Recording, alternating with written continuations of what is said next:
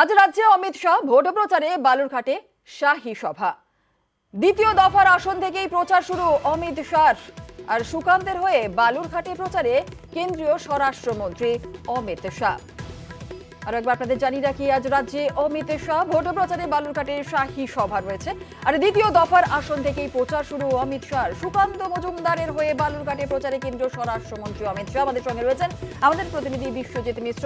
বিশ্বজিৎ, একটু জানতে চাইবো, প্রচার শুরু অমিত শাহর, সুকান্ত মজুমদারের হয়ে বালুরঘাটে প্রচারে আসছেন কেন্দ্রীয় স্বরাষ্ট্রমন্ত্রী অমিত শাহ। কি প্রস্তুতি এই মুহূর্তে রয়েছে, কি জানা যাচ্ছে? সেখানকার মানুষজন, বালুরঘাটের মানুষজন কি বলছেন তারা?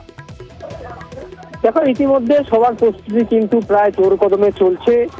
অমিত শাহ তার প্রথম বাংলা সফর এবং ভোট প্রচার, এই লোকসভা নির্বাচনে তার প্রথম ভোট প্রচার কিন্তু এই বালুরঘাট আসন দিয়ে শুরু করছেন। যেটা মনে করা হচ্ছে যে 12টা 50 নাগাদ তিনি সভামঞ্চে উঠবেন এবং সেখান থেকেই তিনি কি বার্তা দেন সেদিকেই তাকিয়ে রয়েছে বিজেপি কর্মসমর্থকরা।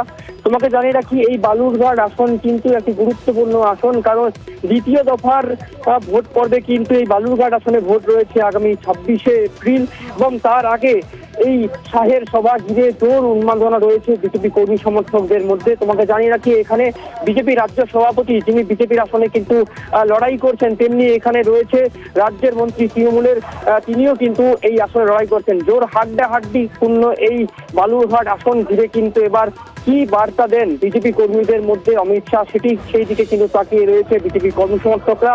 এবং 12টা নাগাদ বাগডোগরা বিমানবন্দরে নেমেই হেলিকপ্টারে করেই কিন্তু অমিত শাহজি এই সভা মঞ্চে আসবেন এবং এখান থেকেই বার্তা দেবেন। তোমাকে জানিয়ে রাখি, ইতিমধ্যে প্রধানমন্ত্রী কিন্তু উত্তরবঙ্গ দিয়ে শুরু করেছেন তার প্রচার। ইতিমধ্যে দুটি প্রচার তার শুরু হয়েছে এবং বিজেপির second in command Amit Shah কিন্তু তার প্রথম প্রচার শুরু করছেন এই বালুরঘাট লোকসভা আসন হয়ে এবং কি বার্তা দেন সেদিকেই তাকিয়ে রয়েছে বিজেপি কর্মী সমর্থকরা।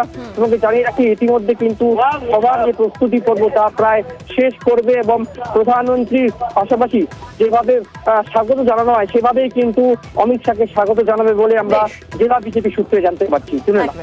ধন্যবাদ বিশ্বজিৎ। ফের বেলাগাম দিলীপ, আবারও স্টিকের হুঁশিয়ারি বর্ধমান দুর্গাপুরের বিজেপি প্রার্থীর মুখে। আর এবার দিলীপের মুখে খেলা হবে সুর।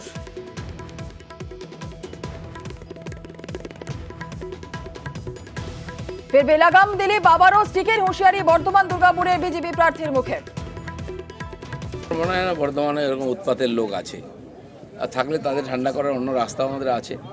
তো সকালবেলা আমাকে একজন হাতে স্টিক দিল, আমি ঘুরছিলাম, সেটা আমার গাড়িতে আছে, দরকার হলে বার করবো।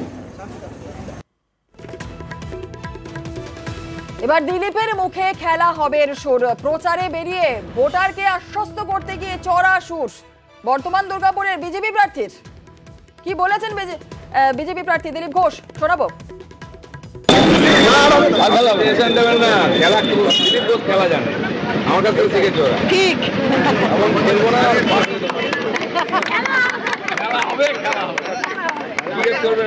লোককে আর ওখানে যত গুন্ডা ছিল দিয়ে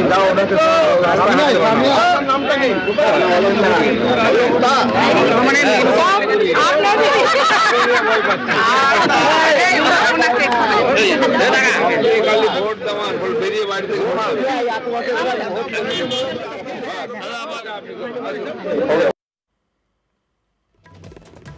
ফের বেলাগাম দিলীপ, আবারও স্টিকের হুঁশিয়ারি বর্ধমান দুর্গাপুরের বিজেপি প্রার্থীর মুখে। এই মুহূর্তে আমাদের সঙ্গে টেলিফোন লাইনে রয়েছেন তৃণমূল মুখপাত্র শান্তনু সেন।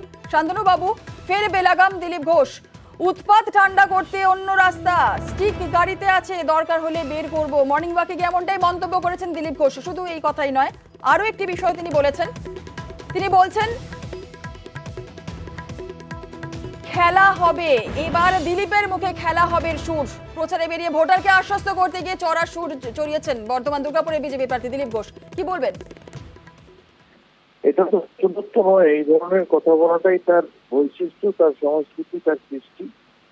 এর আগেও মাথা ফাটিয়ে দেবো, মুখে পাতিয়ে দেবো, পেটে পাতিয়ে দেবো, চুপুট করতে করে মাটিতে পুঁতে দেবো, গাছে উল্টো দিকে ঝুলিয়ে মারবো, এই ধরনের কথা তো তিনি বহুবার বলেছেন।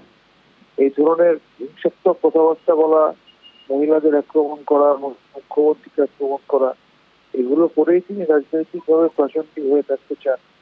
তার কারণ তিনি অন্যভাবে রাজনৈতিক প্রাসঙ্গিকতা হারাচ্ছেন, তিনি নিজের জেতা কেন্দ্রে টিকিট পাননি, তার দলে তার অবস্থা খুব করুন, তিনি এই ধরনের কথা বলে রাজনীতিতে ভেসে থাকতে চান। তিনি যত এই ধরনের কথা বলবেন, বিজেপির ভোট বাক্সে ভোট তত কমবে, তৃণমূলের ভোট বাক্সে ভোট তত বাড়বে। কারণ এই ধরনের কথা বাংলার জনতা জনার্দন কখনোই সমর্থন করে না। বেশ, ধন্যবাদ।